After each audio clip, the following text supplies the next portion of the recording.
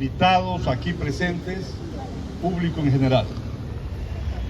Es increíble que estemos en un sitio realmente histórico porque hace exactamente 201 años aquí, en la ría de Guayaquil, y en este sitio vino el general José de San Martín a entrevistarse con el presidente de Colombia, el libertador del norte, Simón Bolívar.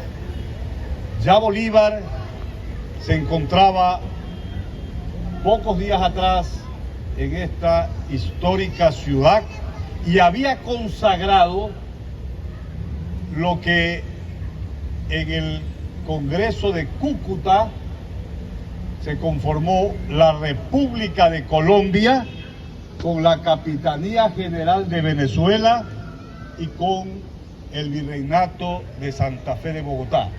Y la presidencia de Quito y Guayaquil formaba parte de la Real Audiencia o Presidencia de Quito desde agosto de 1563, que fue elegida la presidencia de Quito por el rey de España.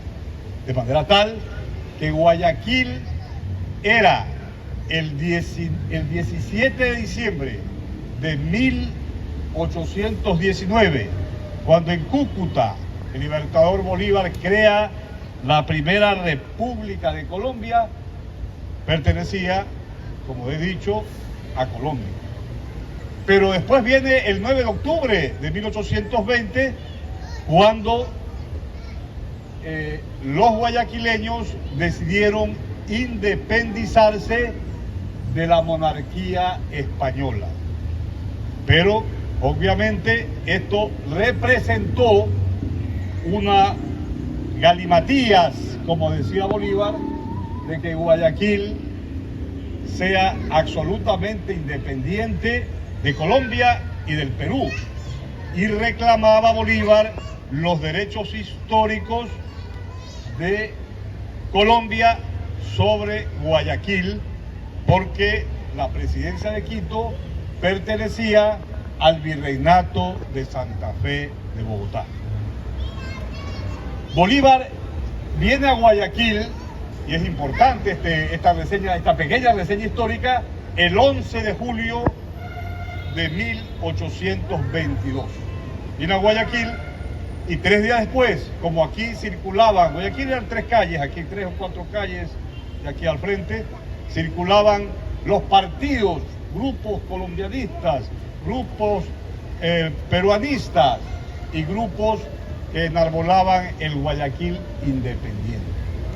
La Junta Suprema de Guayaquil, comandada por Olmedo, estaba realmente en apuros, y ante las dificultades que existían, el presidente de Colombia decidió asumir plenos poderes en Guayaquil, respetando, eso sí, y lo hizo el 13 de julio de 1822, respetando que a fines de julio se reunía el colegio electoral para decidir si Guayaquil era independiente o pertenecía a Colombia o pertenecía al Perú. Pero como venía el libertador del sur, tenía que ser recibido por un jefe de Estado, y el jefe de Colombia era el libertador Simón Bolívar. Este histórico sitio de hace 201 años, llega San Martín, recibido por Bolívar, y es alojado acá al frente, donde era el banco La Previsora, era la casa fastuosa de uno de los hombres más ricos que había en la ciudad, Luzuriaga, y es alojado justamente en ese sitio, y posteriormente va al municipio de Guayaquil, donde el Consejo Cantonal le rinde pleitesías al general San Martín. Pero la significación histórica de esta entrevista es que realmente en Guayaquil, a mi juicio, se decide la independencia de toda América del Sur del coloniaje español. Así de sencillo. ¿Por qué? Porque San Martín llega a Guayaquil menguado políticamente. En el Perú dominaba la mayoría del territorio peruano el virrey La Serna, que se había trasladado a la sierra. Y en Lima, San Martín perdía el apoyo de los sectores populares y también de los sectores justamente de los marqueses, de los sectores oligárquicos que al comienzo lo apoyaron. Y el mismo día, un historiador muy novelesco dice, y a la misma hora que se abrazaba con Bolívar, San Martín aquí, en el Perú le hacían un golpe de Estado al ministro Bernardo Monteagudo, que casi lo matan posteriores años después, pero ese día le hicieron un golpe de Estado, lo despojan de su cargo al hombre que San Martín lo había dejado como era su brazo derecho. Esa información le llega a Bolívar y aquí ya las cosas fueron diferentes y se decide la historia a favor de Bolívar porque San Martín no contaba con el apoyo político, y hay que decirlo, de Bolívar. San Martín tenía la idea revolucionaria de una monarquía para el Perú y Bolívar era todo lo contrario. Tenía una concepción de la democracia republicana liberal. El hecho de que fuera en Guayaquil derrotada la concepción monárquica, democrática, revolucionaria de San Martín no mengua en modo alguno la gigantesca figura del prócer José de San Martín, gran libertador de Argentina, de Chile y del Perú. Pero obviamente no tenía ejércitos. Él pensaba que los ejércitos colombianos iban a ser llevados al Perú. Y Bolívar le dice que no.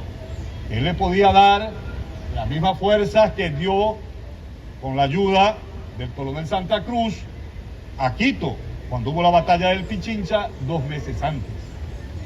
Y obviamente aquí se decide, en Guayaquil, hace 201 años, el triunfo de Junín y de Ayacucho, porque vencido políticamente, porque esa es la historia de la realidad, aunque no le gusten a muchos argentinos, y al general Bartolomé Mitre, historiador ilustre de San Martín, aquí se decide la independencia general de toda América.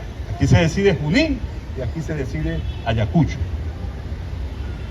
En realidad no le interesa a la historia insistir en la disparidad de criterios políticos que separaba a Bolívar y a San Martín.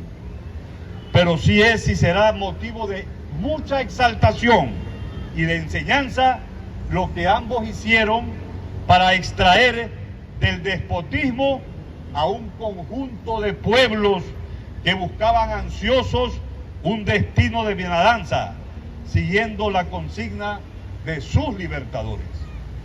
Pues bien, es San Martín, relatan los documentos históricos, quien busca a Bolívar para la entrevista de Guayaquil.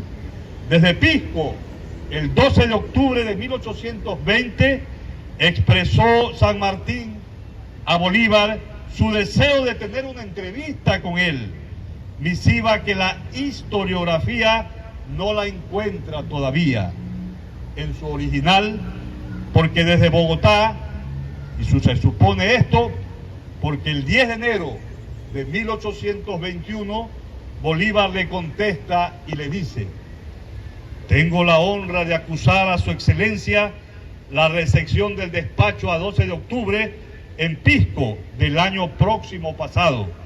Este momento lo había deseado toda mi vida, y solo el de abrazar a vuestra excelencia y el de reunir nuestras banderas puede serme más satisfactorio.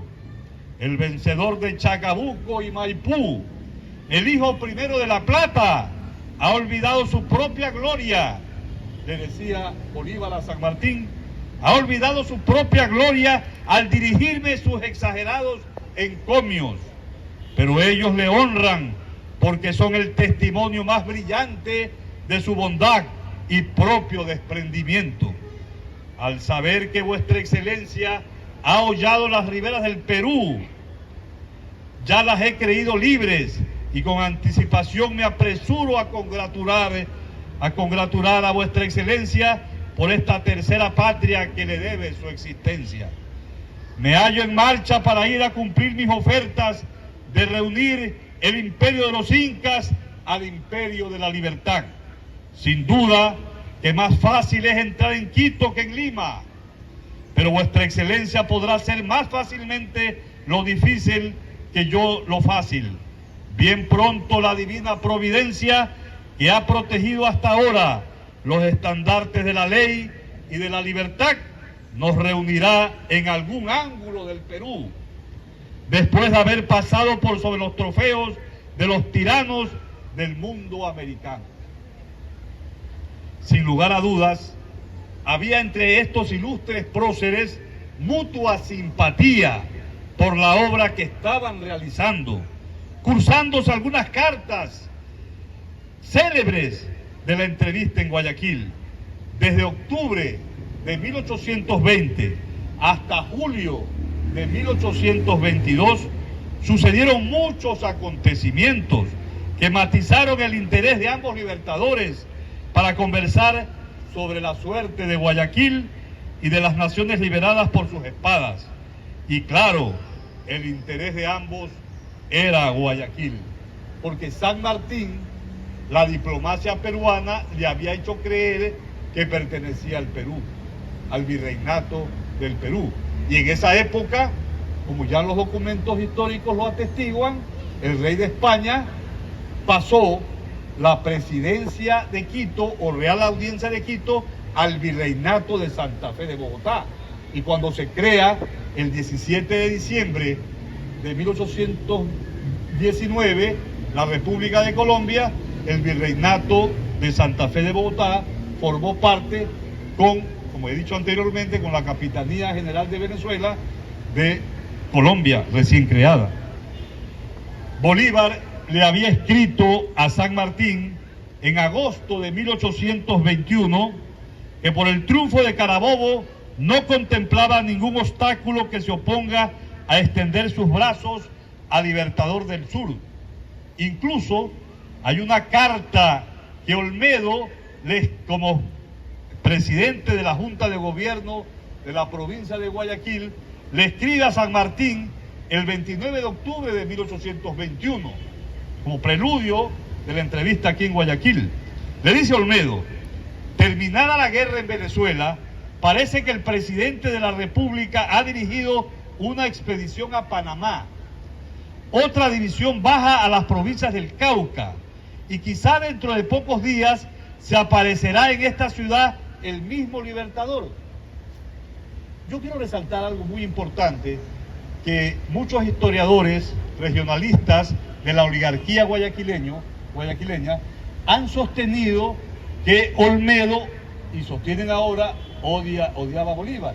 En esta carta del 29 de octubre de 1821, el presidente de la Junta de Gobierno de Guayaquil, que era Olmedo, que todavía no había sido defenestrado, cuando llega Bolívar lo fue, por la turbulencia política que había, reconoce a Bolívar como presidente de la República. Es que Olmedo era un gran jurista, Olmedo sabía los acontecimientos, y por eso cuando usted lee el reglamento provisorio es un reglamento, digamos, provisional. En el artículo 2 del reglamento provisorio, ahí se dice que la provincia libre de Guayaquil, reglamento de noviembre de 1820, al mes del 9 de octubre de 1820, dice, en otras palabras, no la tengo textualmente, dice, la provincia libre de Guayaquil digamos, oportunamente podrá decidir a qué agrupación va a anexarse o a Colombia o al Perú, ¿ya? Pero en esta carta Olmedo lo reconoce a Bolívar como presidente de la República y le dice: su presencia, hablando de Bolívar, y sus armas, le dice Olmedo a San Martín, disiparán las últimas sombras del poder español que aún vagan por esta parte de los Andes. Quizá el cielo nos prepara el grande espectáculo de ver reunidos en un punto los dos libertadores de Sudamérica. Clarísimo. Es decir, Olmedo profetiza sobre la futura reunión entre los dos caudillos de la independencia sudamericana, que se efectuaría el 26 y el 27 de julio de 1822.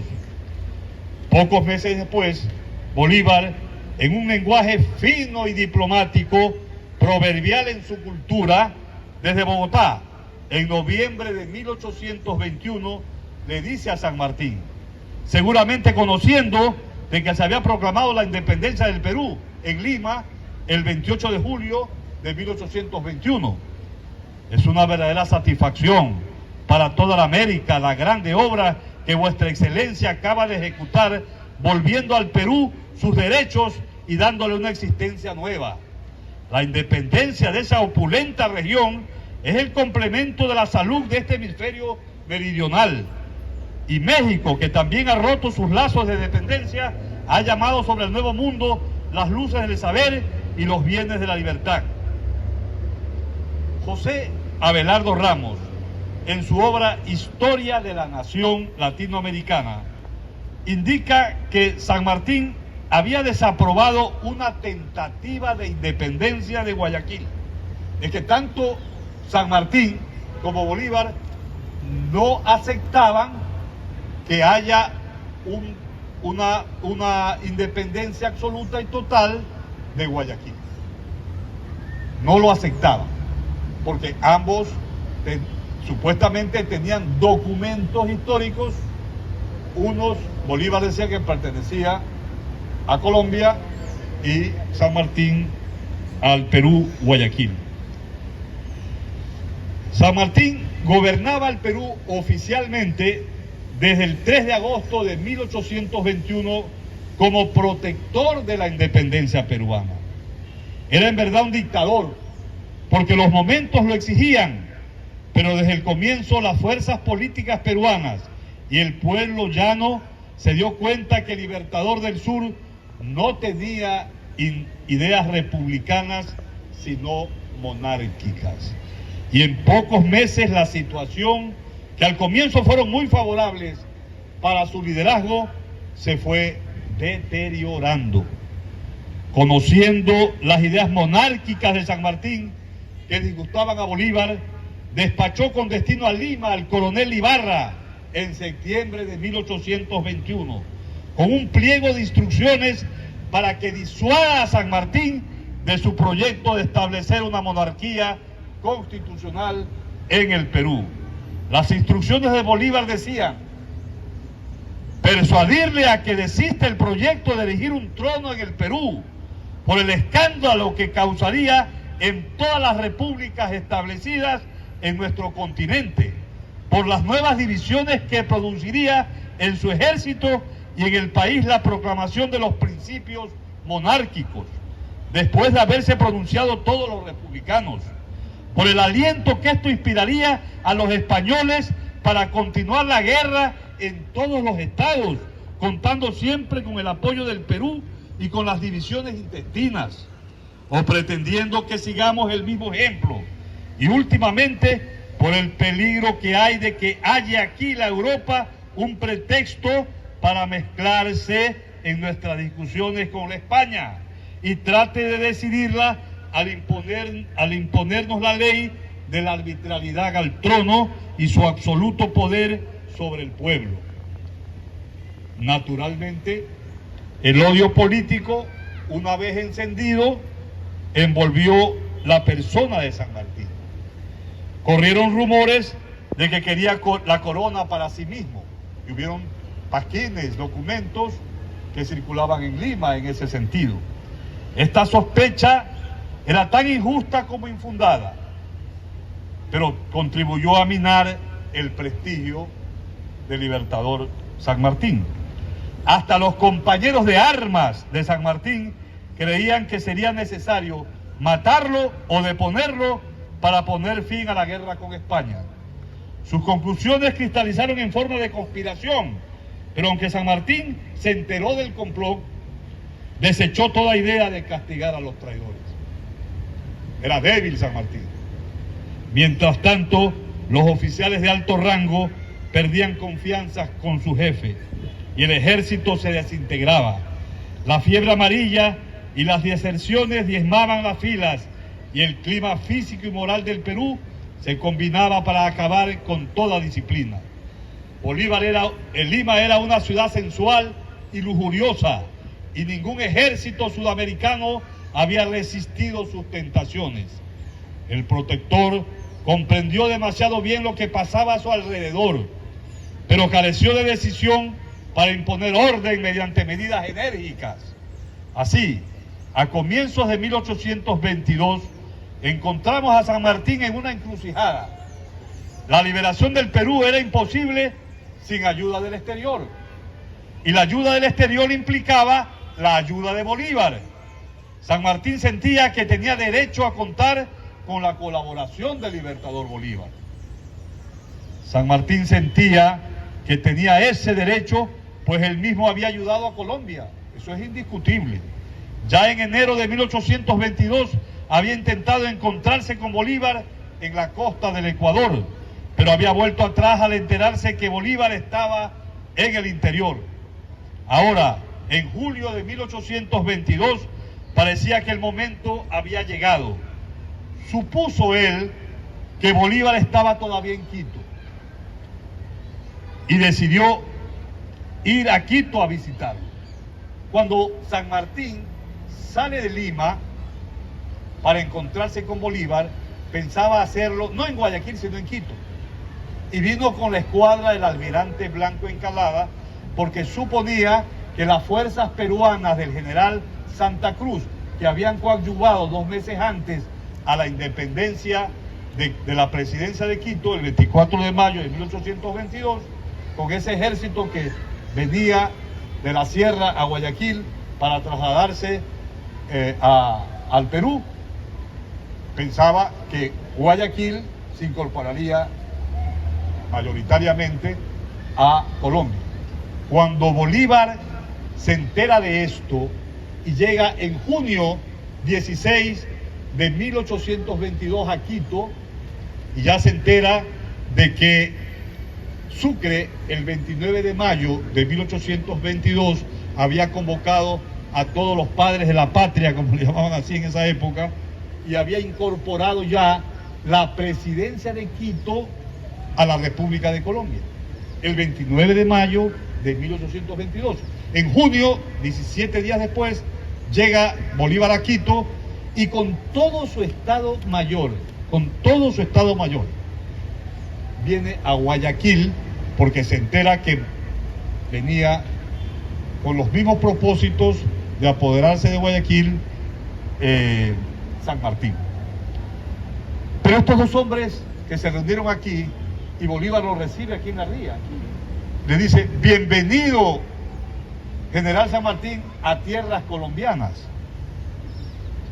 O sea, ya estaba decidido por Bolívar que Guayaquil pertenecía a Colombia. Así de sencillo.